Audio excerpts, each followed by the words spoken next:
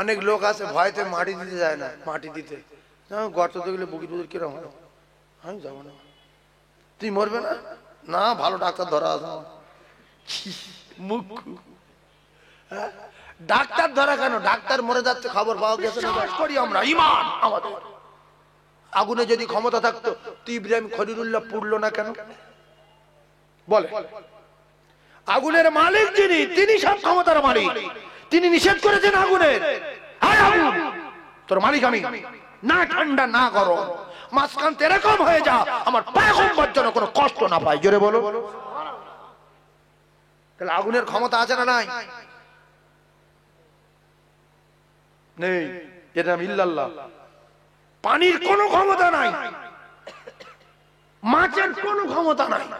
আমরা বলি মাছের বিরাট ক্ষমতা, গাছের বিরাট ক্ষমতা, কচু আছে ওর। আমাদের যারা মালিক আছে ওর কারো মালিক আছে, আছে না নাই? আচ্ছা, কোন মানুষ যদি অক্সিজেন না পায় সে বাঁচবে? বাঁচবে? মাছের পেটে ইউনূস নবী বেঁচেছিল না মরে গেল? কথা বলেন না কেন? মাছের পেটে ইউনূস নবী মরে গেল না বেঁচে ছিল? অক্সিজেন নিয়েছে কোত্থেকে? এগুলো ভাবেন। সকালবেলা উঠবে, কোদালে বেরিয়ে যাবে, সন্ধ্যাবেলা দুধ বলে ভাত খাবে, ফের বলো চকো বাবু। যেখানে জন্ম হচ্ছে সেখানটা খেটে খেটে মরি। এমন লোক আছে কলকাতা পর্যন্ত যায়, এরকম লোক আছে না নাই? হ্যাঁ, একটু ভাববেন যে আমাদের এত সুন্দর করে তৈরি করলো কে? এ সাগর কাটালো কে? একটা পুকুর কাটতে 1.5 লাখ টাকা খরচ হলো, তাহলে আরব সাগর কে কেটেছিল, তার নাম কি? এগুলো ভাবতে পারে না। প্যান্ডেলটা করতে 60,000 টাকা খরচ হলো, এত বড় আসমান করেছে, খুঁটি দেয়নি, সে কে? বিনা খুঁটিতে এত বড় আসমান রেখেছে। এগুলো ভাবলে কি হয়?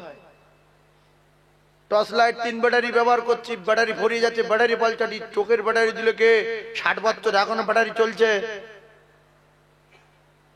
একটা মাইক চলছে, কতগুলো নাট, কতগুলো বল্টু, কতগুলো সুইচ, কতগুলো তার, কোথায় কোথায় কি তার ছড়ানো আছে, আর আমার মেশিন কোথায়, নাট বল্টু কোথায়, শুধু তো বকেই যাচ্ছে, ভক ভক ভক ভক করে বকেই যাচ্ছে সারা জীবন। কে তৈরি করলো? লাকাদ খালাকনাল ইনসানা ফি আহসানি তাকবীম। জোরে বলুন না সুবহানাল্লাহ। আরো জোরে বলেন। এর নাম অতি সুন্দর। এর নাম কি? অতি সুন্দর। একটু শুকর আদায় করেন। শুকর আদায় করার দরকার আছে না নাই? আল্লাহ নবী দিন দুনিয়ার বাদশাহ, আকায়ে নামদার, তাজদারে মদিনা, বিশ্ব নবীর একজন প্রেমিক ছিল। ও মুসলমানেরা, ছোটবেলায় আব্বা মারা গেল, জনম দুঃখী মা বৃদ্ধা হয়ে গেছে, হাঁটা চলা করতে পারে না। ওই বৃদ্ধা মা জননী বেওয়া মা, একটি মাত্র কলিজার টুকরা বাচ্চা তার চাচার কাছে থাকতেন, চাচার কাছে কাজ করতেন। চাচা তার ব্যবসা করে দিল, চাচা তার বিল্ডিং করে দিল, চাচা তার অনেক উট বকরি দিল, কিন্তু নবীর প্রেমে পাগল। কিতাবে লেখা আছে, একদিন ওই ছেলে বলল, চাচা যান, মুহাম্মাদুর রাসূলুল্লাহকে আপনার কেমন লাগে? বেঈমানেরা কি বলবে? ভালো লাগে? যারা বলেন কি বলবে? খারাপ লাগে। এই কইছি মাইকটা বাবু, মাইকটা টোনটা কম। তুমি মাইক মান না, তুমি যারা আট মাস তুমি মাইক মান, একটু মাইক মান এসো বাবু। এই মাইক সম্পর্কে বোঝে না। শোনেন তো, বলছে মোহাম্মদ বাজে লোক, জাদুকর, গণক, মিথ্যুক। বলছে আমি মোহাম্মদকে মানি না। কাফেররা বলতো না, বলতো না, জোরে বলেন, বলতো না, বলতো না। তো বলছে তুই হঠাৎ মোহাম্মদের কথা বলছিস?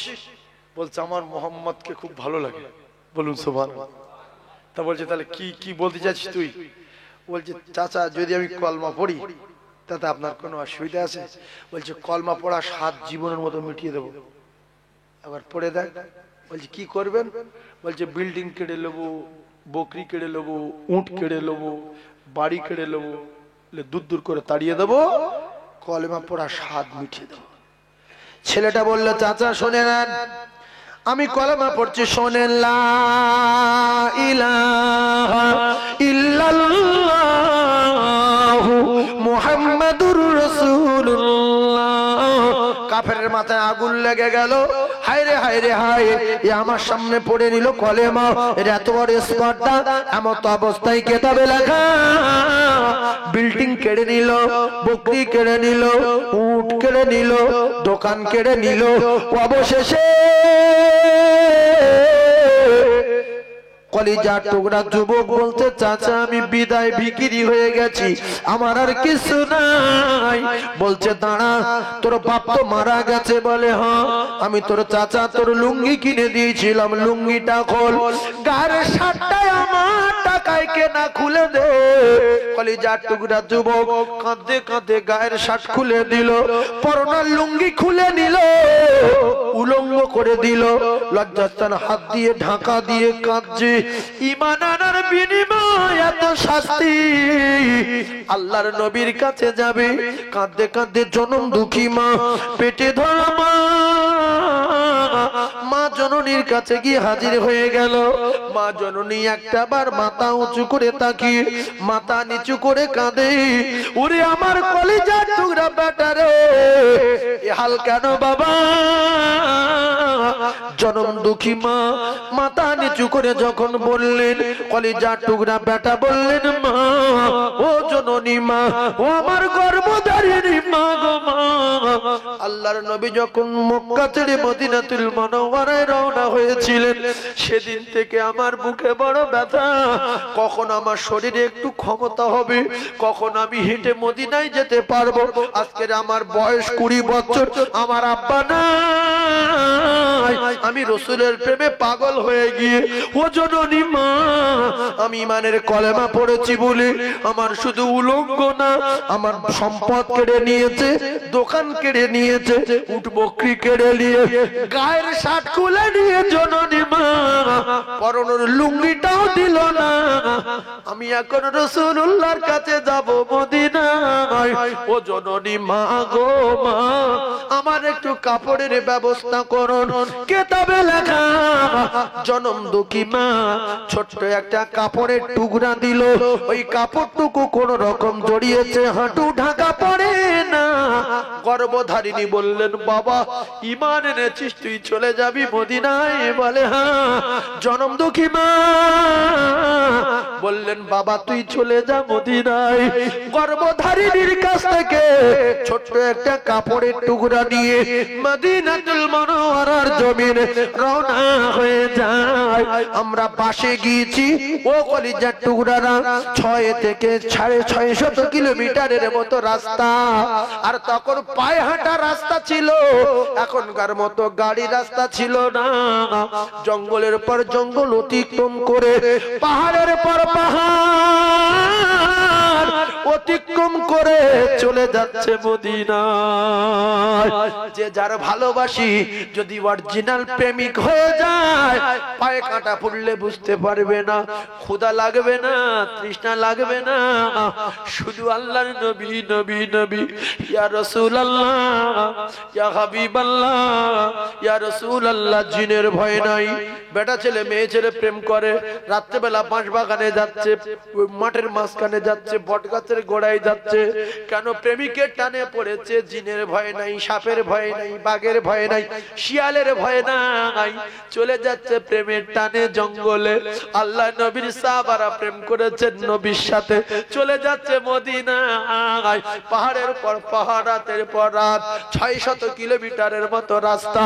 ও কলিজার টুকরারা রে, মদিনাল মুনাওয়ারায় পৌঁছে গেলেন, খাওয়া নাই, শরীরে পোশাক নাই, পরনার কাপড় নাই। আল্লাহর নবী দিন দুনিয়ার বাদশাহ, বিশ্ব নবীর পাগল। বাবে জিবরিল একটা গেট আছে, বাবুন নিসা বলে একটা গেট আছে, কয়েকবার আল্লাহ মদিনায় নিয়ে গেছে, খুব ভালো করে দরজাগুলো দেখেছি, গুনেছি। মুসলমানেরা আমার বাবে জিবরিল থেকে প্রবেশ করলেন, আওয়াজ দিচ্ছে, ইয়া রাসূলুল্লাহ, ইয়া রাসূলুল্লাহ, ইয়া রাসূলুল্লাহ। আল্লাহর নবী দেখছে আওয়াজ আসছে, ইয়া রাসূলুল্লাহ কে? বাইরে বেরিয়ে দেখলো একটা যুবক, শরীরে কাপড় নাই, পরনার কাপড় নাই, হাঁটু ঢাকা নাই, কোন রকমে একটা কাপড়ের টুকরা পরা। আল্লাহর নবী বললেন, বাবু তোমার নাম কি, কোথায় বাড়ি, কি হয়েছে তোমার? আল্লাহ রসুলকে বললেন, ইয়া রাসূলুল্লাহ, আমার নাম আব্দুল উজ্জামা, মক্কায় আমার বাড়ি। রসুল বললেন, এ হাল কি করে হলো? বলছে, ইয়া রাসূলুল্লাহ, আমার আব্বা নাই, আমার আব্বা মারা গেছে, আমি এতিম হয়ে গেছি। আমি সেখান থেকে আমার চাচার কাছে বড় হয়েছি, কিন্তু আপনি মক্কা ছেড়ে যখন মদিনাতুল মুনাওয়ারায় রওনা হয়েছিলেন, সেদিন থেকে আমার কলিজা ফানা। কখন আমি মদিনায় যাব, কখন আমি রাসূলুল্লাহর কাছে যাব। ইয়া রাসূলুল্লাহ, আমি আমার চাচার কাছে জিজ্ঞাসা করলাম, আমি রাসূলুল্লাহর কলমা পড়তে চাই। চাচা বললেন, হবে না, কঠিন শাস্তি দেব। ইয়া রাসূলুল্লাহ, আমি কলেমা পড়েছি বলে আমার সমস্ত সম্পদ কেড়ে নিয়ে, উট বকরি গুলো কেড়ে নিয়ে, অবশেষে গায়ের শার্ট খুলে নিয়েছে। বলছে, আমার টাকায় কেনা, খুলে দে। ইয়া রাসূলুল্লাহ, খুলে দেওয়ার পরে পরনার লুঙ্গিটাও দিল না। ইয়া রাসূলুল্লাহ, হে আমার বাড়ি মক্কায়। আল্লাহ রাসূল ওই রকম কাঁদতে কাঁদতে চলে গিয়েছিল মক্কা ছেড়ে। রাতের বেলা নবী যাবার সময় কাফেরদের অত্যাচারে চারিদিকে খোলা তরবারি। বিশ্ব নবী একবার কাবার দিকে তাকায়, আর একবার সামনের দিকে তাকায়। ওরে কাবা রে কাবা, আমি বিদায়, আমি চলে গেলাম রে কাবা। আল্লাহর নবী দিন দুনিয়ার বাদশাহ জন্মভূমি ছেড়ে রাসূলুল্লাহ যাবার সময় চোখের পানি ঝরিয়েছেন। এই প্রসঙ্গে একটা কথা বলি, যদি এখানকার লোক মুর্শিদাবাদে বসবাস করে, আর এই গ্রামের একটা ফকির যদি তার বাড়ি যায়, গিয়ে ভিক্ষা চায়, আর এ যদি বলে তোমার বাড়ি কোথায়, বলবে দেউলি। মুর্শিদাবাদে যে রয়েছে তার বাড়ি দেউলি। ও কি সহজে তাড়িয়ে দেবে না বসতে বলবে, দুপুরবেলা দুটো খেতে বলবে, গ্রামের লোকের খবর জানতে, খবর শুনতে, কিংবা দেশের লোক বস আমার বাড়ি দেউলি, বসতে বলবে না? বলবে না? জোরে বলে। আমি যে সাইনে ওয়াজ করতে গিয়েছিলাম বোম্বাইতে, তো ওখানে অনেক লোক আছে আমাদের এলাকার, আমার নিয়ে তারা শুনছে, তারা লাইভে আছে। বলছে, হুজুর চলেন ইন্ডিয়া গেটে নিয়ে যাবো। বলছি, কোথায়? বলছে, অমুক জায়গায়। গেলাম। বলছে, হুজুর এই হোটেলে একটু চা খেলাম, সাদা রঙের হোটেল, নদীর গায়ে বিরাট হোটেল, তাজ হোটেল, বুঝলেন? আমি দেখলাম গেটে সব মেয়ে ছেলে দাঁড়িয়ে আছে। না, আমি চা খাবো না, চলে যাই। ওখান থেকে চা না খেয়ে আবার স্করপিও গাড়িতে উঠে সোজা হাজি আলীতে নিয়ে গেল। প্রচুর কষ্ট করেছে, আমার নিয়ে ঘুরেছে, কারণ দেশের ছেলে। আরবে গিয়েছি, আমার পাড়ার ছেলে একটা মানে এতে থাকে, আরবে থাকে, সৌদিতে, মেশপালার থেকে কিছুটা দূরে থাকে, আজিজিয়া। আমার দেখতে পেয়ে বলছে, পুরো সারা মাসের খরচ আমার। এত টাকা খরচ করে, কখনো আপেল, কখনো আঙ্গুর, কখনো খেজুর, কখনো এটা, কখনো সেটা, শুধু বলছে খেয়ে যান। আর আমি ভাবছি যে আরবের টাকার এত দাম, এরপরে রুমাল কিনে দিচ্ছে, টুপি কিনে দিচ্ছে, কারণ দেশের লোক। রাসূলুল্লাহ বললেন, তোমার বাড়ি কোথায়? হাউ হাউ করে কাঁদজার বলছে, ইয়া রাসূলুল্লাহ, মক্কায় বাড়ি। আমার দেশের লোক রে, মক্কাতুল মুআজ্জামায় বাড়ি।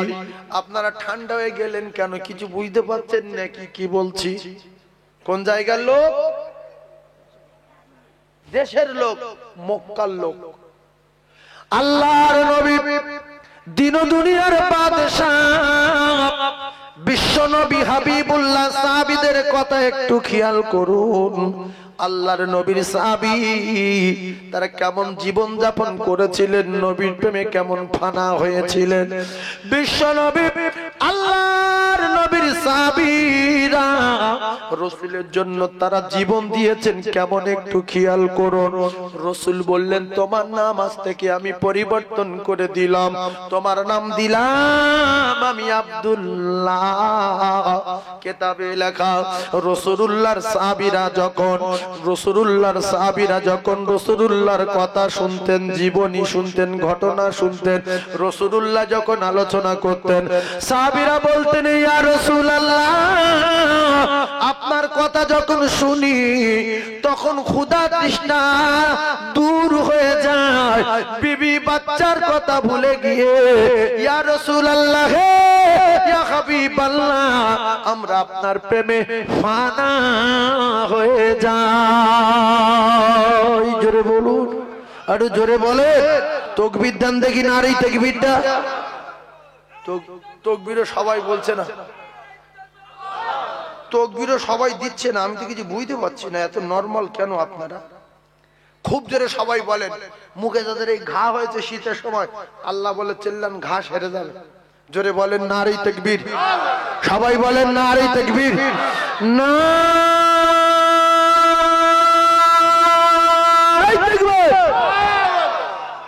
আল্লাহ যারা বলছেন এদের বিচার আপনি করবেন কিয়ামতের মাঠে। আল্লাহ এদের বিচার করবেন। যে সুস্থ থাকার পরে জ্ঞান থাকার পরে আল্লাহ বলে না, ওরা বাঁচিয়ে রেখেছে কেন আমার আল্লাহ শুনেলে শুধু অনেক ভালোবাসে বলে তাই বাঁচিয়ে রেখেছে। যে তোর অনেক ভালোবাসি বলে তোর এখনো বাঁচিয়ে রেখেছি, তোর মতো লোকের মার বলে মরে যাবি। কেন বাঁচিয়ে রেখেছেন জানেন? শয়তান চ্যালেঞ্জ করেছিল বলে যে আল্লাহও বলতে দেবো না, নবীও বলতে দেবো না, নামাজও পড়তে দেবো না, এই জাহান্নামের টিকিট দেবো। আল্লাহ বলছে অনেক দিন ওর বাঁচিয়ে রেখে দেখবো, যদি ফিরে এসে অন্যায় স্বীকার করে আমি ওর ক্ষমা করে দেবো, সেই জন্য বাঁচিয়ে না। তো আল্লাহ বলে না, নবী বলে না, আজান দিলে মসজিদ যায় না, ওর বাঁচায় শুধু ফেরেশতার বলবে ধরে না টুটি ধর মার আসার মার একটা তাড়া ফেলিয়ে দে, সঙ্গে সঙ্গে হবে না, হবে না। কিন্তু চ্যালেঞ্জটা কার? ইবলিসের। চ্যালেঞ্জটা কার? ইবলিসের। আল্লাহর সঙ্গে চ্যালেঞ্জ দিয়েছে, এখনো চ্যালেঞ্জ চলছে, এখনো চ্যালেঞ্জ চালিয়ে যাচ্ছে, কিয়ামত পর্যন্ত চ্যালেঞ্জ চালিয়ে যাবে। আজান হলে আমি চ্যালেঞ্জ দিয়ে যাচ্ছি আমার দল বেশি হবে। মসজিদে যদি 10 জন যায় আমার পক্ষে থাকবে 100 জন, 80 জন, 90 জন। তাই দেখবেন আজান হলে বহু মুসলমানের ছেলে ক্যারাম বোর্ড খেলছে, দোকানে বসে আড্ডা মারছে, উল্টো পাল্টা করছে, রাস্তা বসে বিড়ি খাচ্ছে। কারণ এরা বলছে যে আমরা শয়তানের লোক। আল্লাহকে এই চ্যালেঞ্জটা এরা শয়তানের পক্ষ হয়ে এরা চালিয়ে যাচ্ছে মুসলমানের ছেলেরা। এরা যদি মসজিদে যায় আজান হওয়ার পরে তাহলে এরা কার দলের লোক? আল্লাহর দলের লোক। আর যদি না যায় কার দলের লোক? শয়তানের দলের লোক। এটা জানতে হবে। শয়তান অনেক লেখাপড়া জানতো, অনেক জ্ঞান ছিল, অনেক যোগ্যতা ছিল, অনেক সেজদা দিয়েছে, কিন্তু ঘ্যাম দেখার কারণে, মাথা নত না করার কারণে আল্লাহ পাক নিজে কাফের বলেছে। এই কাফের, বড় কাফের, বড় কাফের, বড় কাফের বলছে। কে কার? আল্লাহ ইবলিসের বলছে এই কাফের, বড় বড় বেঈমান। কি জন্য বলেছে? সেজদা দেয়নি বলে। কি জন্য বলেছে? সেজদা ফাসা জাদু। এ বেঈমান সেজদা দেয়নি, ওর নাম কি? ইল্লা ইবলিস আবা ওয়াস্তাকবারা ওয়া কানা মিনাল কাফিরিন। কাফের। তাহলে সেজদা দেয়নি কে? বলেন কাফের। জোরে বলেন সেজদা দেয়নি কে? যে না বলবে আল্লাহর ব্যবস্থা করব। জোরে বলেন সেজদা দেয়নি কে? কাফের। জোরে বলেন কাফের। জোরে বলেন কাফের। আর সেজদা দেবে না কে? বলেন। এই তো কথা বলো না, বেশ ঠেংড়া কলে পড়ে গেল আমি এখানে। সেজদা দেবে না কে? কাফের। যদি বলেন তাহলে আমরা নামাজ পড়ি না, আমরা কাফের না। আপনারা কাফের না। আপনাদের এই রমজান মাসে একবার পড়েছিলেন 27 দিন, তারপর যে একবার শুক্রবার ভাড়াবার সঙ্গে পড়ে মসজিদে গিয়েছিলেন, আপনার জীবনে একবার নামাজ আছে, আপনি কাফের না। আপনার ভিতরে কলমা আছে। কিছু লোক রেখে যায় তাহলে আমি নামাজ পড়ি না, আমি কাফের না। আপনি ইমানদার, আপনার একটুখানি আছে, সেজন্য আপনি কাফের। ভয় করবেন না। এই বাবু তোমরা ওখানে দাঁড়িয়ে রয়েছো কেন? মনে করছে মারামারি বেঁধে, খুব রাশারাশি করছে, মারামারি বেঁধে গেছে না। একটু আগিয়ে এসে আমার সোনা বসন, আমি দোয়া করবো তোমাদের জন্য। একটু আগিয়ে এসে দিন দেখি বাপ সোনা। প্রথম সাহাবাদের নীতিটা মেরে বসে যায়, শয়তান পালাক, এর ভিতরে শয়তান বসে আছে। একটুখানি আগিয়ে আসেন তো, শয়তান পালিয়ে যাক, আসুন একটু আগিয়ে আসুন, একটু আগিয়ে আসুন বাপ, একটু আগিয়ে আসো। এই ফাঁকা জায়গাটা ভরে দেন। ওখানে কি পায়খানা করে নাকি? ওখানটা গোল করে বাদ দিস কেন? কি হয়েছে? কি অবস্থা, তখন গোল করে বাদ দিয়েছে ওই জায়গাটা। একটু আগিয়ে আসেন। লা ইলাহা, এই করছি ভাষা না, জোরে টোনটা দে না, ভাষা টোন বাড়া।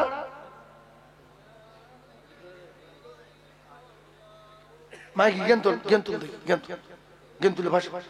লা ইলাহা ইল্লাল্লাহ, লা ইলাহা ইল্লাল্লাহ, লা ইলাহা ইল্লাল্লাহ মুহাম্মাদুর রাসূলুল্লাহ। ও গো কাজ করিতে গেলেন নবী, ও নবী খাদিজা বিবির বাড়িতে, আর নবীর প্রেমে মগ্ন হলো পরকালের আশাতে।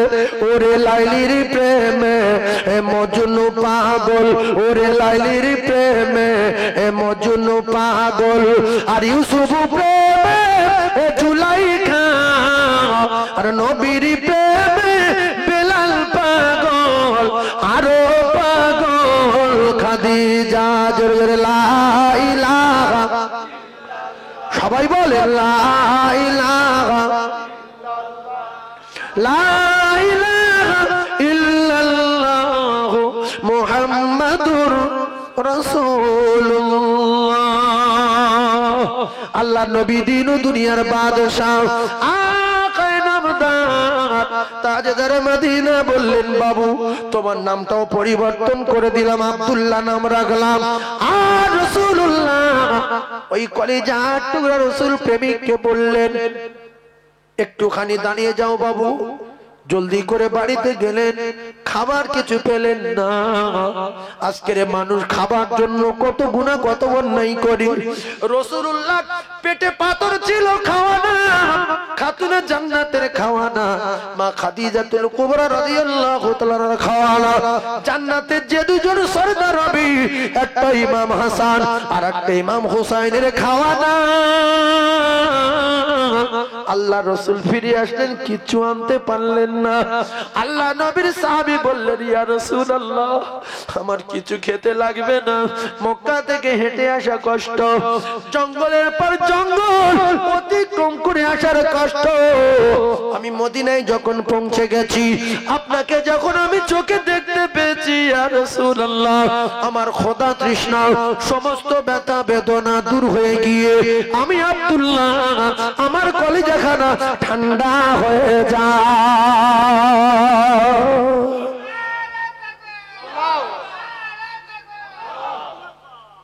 তবুকের ময়দানে চাঁদার কথা বললেন নবী, সাহাবায়ে কেরামদের বললেন আমার আল্লাহ পাকের কোরআনে বলা আছে বান্দা যদি এক টাকা দেয় আল্লাহ পাক তার ঘুরিয়ে দেবে 10 টাকা। যদি কেউ অস্বীকার করে কাফের হয়ে মরবে, কাফের হয়ে মরবে।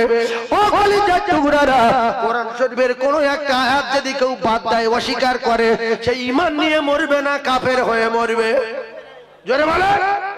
দিতে পারিনি মেনে নিতে হবে, দান করতে পারিনি মেনে নিতে হবে, নামাজ পড়তে পারিনি নামাজ মেনে নিতে হবে, কিন্তু নামাজ পড়ি না নামাজ মানি না বলা যাবে না।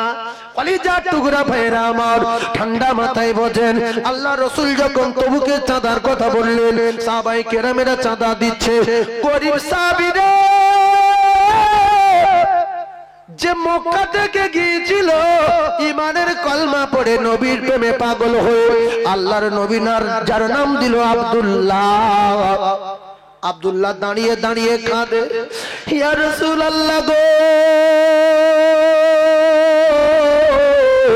ইয়া হাবিবাল্লাহ, আজকে আপনি তবুকের ময়দানে চাঁদার কথা বললেন, আমার সম্পদ ছিল আর সম্পদ নাই ঈমান আনার কারণে, উট বকরি ছিল উট বকরি নাই ঈমান আনার কারণে। ইয়া রাসূলুল্লাহ আমার কিছু নাই, আমি আপনার সাহাবী, আমি আপনার কথা রাখতে পারলাম না, একটা খেজুর দিতে পারলাম না, এক মুঠো জবের আটা দিতে পারলাম না। ইয়া রাসূলুল্লাহ হে, ইয়া হাবিবাল্লাহ, আপনি আমার জন্য দোয়া করুন, আপনি আমার জন্য দোয়া করুন, আপনি আমার জন্য দোয়া করুন। ইয়া রাসূলুল্লাহ, আমি যেন তবুকের ময়দানে তরবারি রাখাতে আমি আমার জীবনটা যেন চাঁদা দিতে পারি।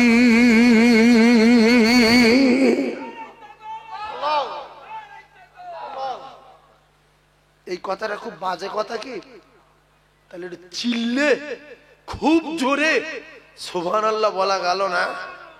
ইস, কি বলছে যে আপনি আমার জন্য দোয়া করুন, আমি আমার জীবনটা জানটা যেন তবুকের ময়দানে কাফেরদের হাতে তরবারির আঘাতে আমি আমার জীবনটা চাঁদা দিতে পারি। টুকরা মুসলমান কথা বোঝার চেষ্টা করুন। আল্লাহ নবী দিন দুনিয়ার বাদশাহ, বিশ্ব নবী আকায়ে নামদার, তাজদার মদিনার সাহাবীর অবস্থা দেখুন। রাসূলুল্লাহ বলেন, আব্দুল্লাহ আমি তোমার জন্য দোয়া চাইবো। বলে হ্যাঁ। তুমি শহীদ হয়ে যাবে? বলে হ্যাঁ। আল্লাহ রাসূল বললেন, আব্দুল্লাহ আমি তোমার জন্য আমি দোয়া চাই, আমার আল্লাহ আব্দুল্লাহর মউত যেন কাফেরদের তরবারির আঘাতে না হয়। আল্লাহ রাসূলের সাহাবী বললেন, ইয়া রাসূলুল্লাহ উল্টো দোয়া করছেন কেন? আমি বলেছি তরবারির আঘাতে মরতে চাই, আমি আমার জীবনটা চাঁদা দিতে চাই। রাসূলুল্লাহ বললেন, আব্দুল্লাহ তোমার শাহাদাতের তামান্না আমার আল্লাহ পাকের দরবারে কবুল হয়ে গেছে।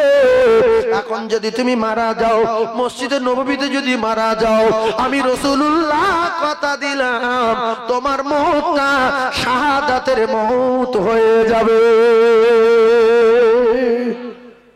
হযরত আব্দুল্লাহ রাদিয়াল্লাহু তাআলা তবুকের ময়দানে, যুদ্ধের ময়দানে যাওয়ার আগে তাবুর ভিতরে কঠিন জ্বর আসলো। রাতের বেলা জ্বরে ঠক ঠক করে কাঁপতে কাঁপতে তাবুর ভিতরে মারা গেল। কে মারা গেছে গো? সেই মক্কা থেকে যে ছেলেটা গিয়েছিল তাবুর ভিতরে মারা গেছে যুদ্ধের ময়দানে যাওয়ার আগে। সাহাবায়ে কেরাম বললেন, ইয়া রাসূলুল্লাহ, ইয়া হাবিবাল্লাহ, আব্দুল্লাহ তাবুর ভিতরে মারা গেছে। আপনার সেই পাগল সাহাবীটা যেটা ওই উলঙ্গ অবস্থায় এসেছিল আপনার কাছে, সে কাঁদছিল আর তবুকের ময়দানে তরবারির আঘাতে জীবন চাঁদা দেব বলে কাঁদছিল। ইয়া রাসূলুল্লাহ, আব্দুল্লাহ বেঁচে নাই, মারা গেছে। আল্লাহ রাসূল বললেন, বাবারা তোমাদের ভাই মারা গেছে, জলদি করে জানাজার ব্যবস্থা করো। আল্লাহর নবী দিন দুনিয়ার বাদশা জানান, আমি রাসূলুল্লাহ আব্দুল্লাহর জানাজার ইমামতি করব। আল্লাহ রাসূল নিজে ইমামতি করলেন।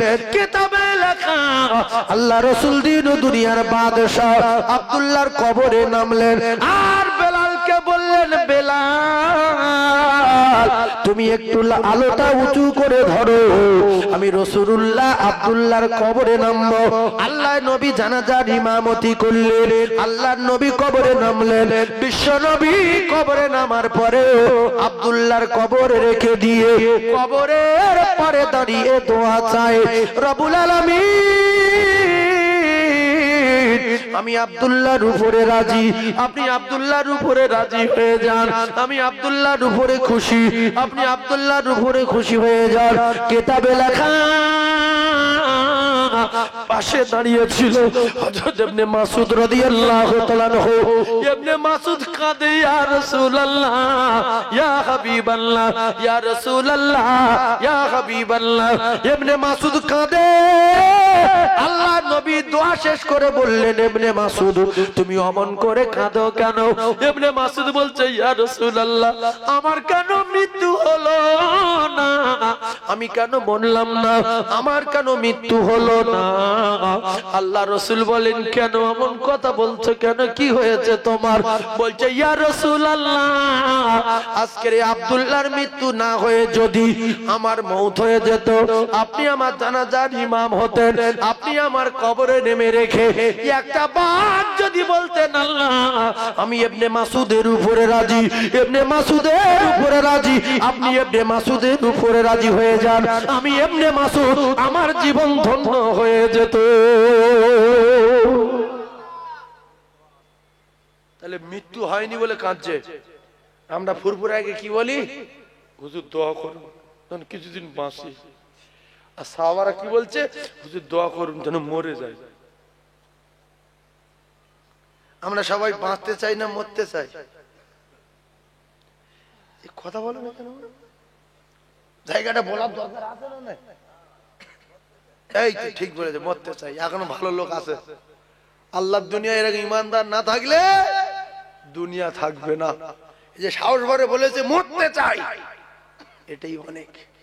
কারণ অনেক লোক আছে ভয়তে মাটি দিতে যায় না। মাটি দিতে গর্ত দেখলে বুকি বুকি কিরম হয়, আমি যাবো না। তুই মরবে না? না, ভালো ডাক্তার ধরা আছে। মুখ ডাক্তার ধরা কেন? ডাক্তার মরে যাচ্ছে, খবর পাওয়া গেছে না যায়নি? বাবা ডাক্তার মরে যাচ্ছে। আর মানুষ যদি বেঁচে থাকতো তো প্রত্যেকটা অন্তত দেশের প্রধানমন্ত্রী গুলো ভালো ভালো ডাক্তার রেখে ঔষধ খেয়ে অন্তত ওরাই বেঁচে থাকতো। কিন্তু প্রধানমন্ত্রীও বাঁচেনি, লন্ডনের ডাক্তার বাঁচেনি, ভেলোরের ডাক্তারও বাঁচেনি। সব ডাক্তার মরেছে না মরেনি? আর যে কটা আছে মরবে না বাঁচবে? মরবে। এর নাম ঈমান। কুল্লু নাফসিন যায়িকাতুল মাউত। বিশ্বাস রাখতে হবে প্রত্যেকটা নফসের মৃত্যু স্বাদ গ্রহণ করতে হবেই হবে। তাই 1 বিঘা জমি আব্দুল্লাহর মতো এরকম একজন যুবক সব ছেড়ে দিয়ে 1 বিঘা জমি বিক্রি করে মসজিদ করে দেবে। আছে একজন বলে সাদা না কি রে বাবা, 1 বিঘা জমি বিক্রি করে মসজিদ করে দিতে হবে? কি কি না, কিছু না। কোরআন বলছে যে 1 টাকা দেবে, আমি আল্লাহ তার ঘুরিয়ে দেবো 10 টাকা। সুবহানাল্লাহটা বলে না? দেন সুবহানাল্লাহ বলেন। সুবহানাল্লাহ ফ্রি, জোরে বলেন সুবহানাল্লাহ।